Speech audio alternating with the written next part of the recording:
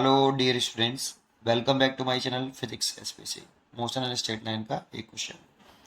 To balls A and B are thrown simultaneously. अब ball A vertically upward with speed 20 metre पर second, vertically upward from the ground. कहाँ से? Ground से। B vertically downward from a height, from कहाँ से? Height से 40 metre with the same speed, important ये भी है, same speed along the same line of motion. At what point do the ball collide? G equal to 9.8। सबसे पहले इसका diagram बनाइए कि मानिए कि मान लो ये हाइट आपकी 40 मीटर है, ये आपका ग्राउंड है। तो एक बॉल तो आपकी फ्रॉम द ग्राउंड से 20 मीटर पर सेकेंड से वर्टिकली अपवर्ड फेंक रहे हैं, ठीक है। तो एक बॉल तो आपकी यहाँ से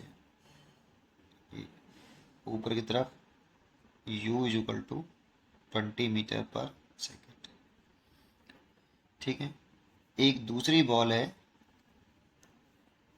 B vertically downward from the height 40 metre from with the same speed along the same line of motion, ठीक है। चलिए, तो ये हाइट आपको 40 मीटर दे रखी है और यहाँ से कोई दूसरी बॉल है बी और इसको भी सेम वेलोसिटी से डाउनवर्ड डायरेक्शन में 20 मीटर पर सेकेंड से ऐसे छोड़ा जा रहा है, ठीक है। सेम लाइन ऑफ मोशन दोनों की सेम है। ये लाइन ऑफ मोशन हो गई, ये सेम है। At what point do the ball collide?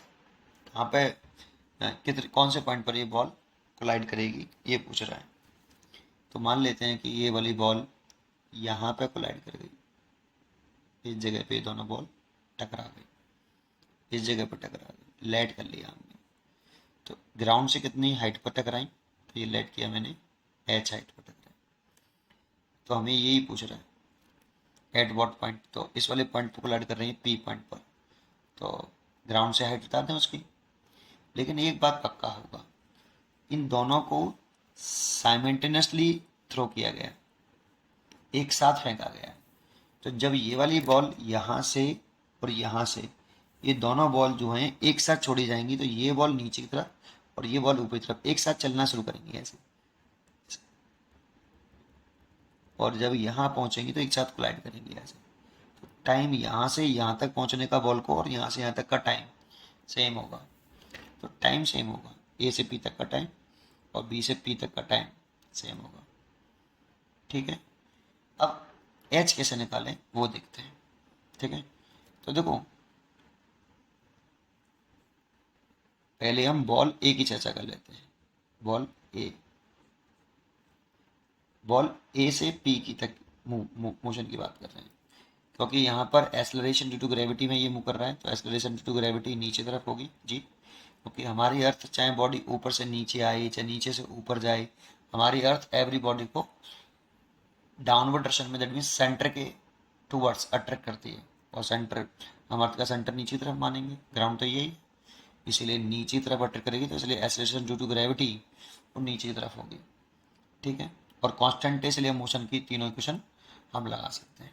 Acceleration constant है, तो ए से पी तक की चर्चा करें, हम इक्वेशन लगाएं S equal to u t plus half a t square. अब डिस्प्लेसमेंट क्या? बॉल ए से पी जा रहा है तो डिस्प्लेसमेंट की डायरेक्शन जो होगी ऊपर की तरफ होगी, क्योंकि इनिशियल पॉइंट ये है और फाइनल पॉइंट ये है। ए से बॉल ए के लिए डिस्प्लेसमेंट की डायरेक्शन ऐसे होगी। देखो, इस डायरेक्शन को मैंने, ऊपर वाली डायरेक्शन को पॉजिटिव और नीचे वाली डायरेक्शन को मैंने नेगेटिव कंसिडर किया है ना। ऊपर की तरफ जो भी वेक्टर क्वांटिटियाँ होंगी उनको मैं पॉजिटिव लूंगा और नीचे तरफ जो होंगी उन्हें मैं नेगेटिव लूंगा। ये साइन कन्वेंशन है वेक्टर क्वांटिटियों के लिए। तो देखो, एच किधर की तरफ है? डिस्प्लेसमेंट है, तो एच एच डिस्प्लेसमेंट हो गया, ऊपर की तरफ है इसीलिए कैसे लेंगे? पॉजिटिव। तो एच तो हो गया पॉजिटिव। यू यू भी देखो पॉजिटिव है, ऊपर की तरफ है, ऊपर की तरफ तो है, ऊपर की तरफ पॉजिटिव, इसलिए यू भी पॉजिटिव। टाइम तो स्केलर है, उसकी तो कोई इंटरेक्शन ही नहीं होती, तो उससे चेक नहीं करेंगे, टी प्लस हाफ ए। ए देखो किधर है? डाउनवर्ड, नीचे की तरफ है, और नीचे की तरफ क्या माना है? नेगेटिव, इसलिए माइनस के जी। और टाइम कितना, टी स्क्वेयर। टाइम तो टी लेट किया है मैंने ए से पी तक, तो एच इक्वल टू आ गया U T minus half g t square. ये फर्स्ट इक्वेशन हो। ये बॉल ए की चर्चा कर ली।